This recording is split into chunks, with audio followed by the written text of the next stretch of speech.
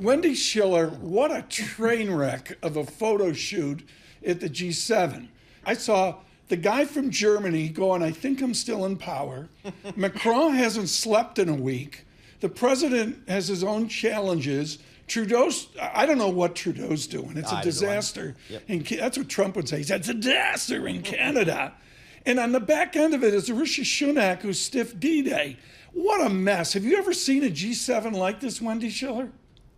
I have not. And the irony is that we're not facing a global economic crisis. So, a lot of these leaders, a lot of the parties, whether conservative or more moderate, business friendly, they're facing populist sort of anger and gains. I mean, really in the EU elections, and certainly look at Italy, look at Hungary, look all over the place. And you see that it's not connected as much to economic discontent as it was, as we might have expected it to be 10 years ago. So then that's a bigger puzzle, and that's what brings back World War II. Right. So what are these deep strains or trends in Europe? Certainly anti-migrant is one of them. But if the economy is getting better, and clearly the United States is leading there, but nonetheless getting better, yet all these sort of moderate, quote unquote, liberal democracy, these leaders are fading. Right. That's a big puzzle for us. Off of the debate at Chicago, at Milwaukee, after Labor Day, are we going to see the same populist angst in America?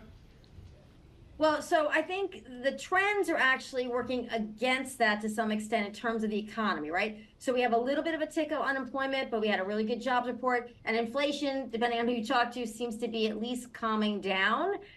So if consumer sentiment starts to rise just a little bit over the summer, folks can take a vacation, they feel comfortable about that, they have a good summer, they're feeling better about the economy, then I think things kind of moderate a little bit on these big pushbacks in terms of the far right. But Trump is courting big business. He's being very strategic about it. He said, listen, don't worry about me. I'm just going to do taxes, lower them, keep them low, and I'm going to get rid of regulation. I'm going to make you happy. I'm not going to do anything scary. And that's going to be his message today in Washington.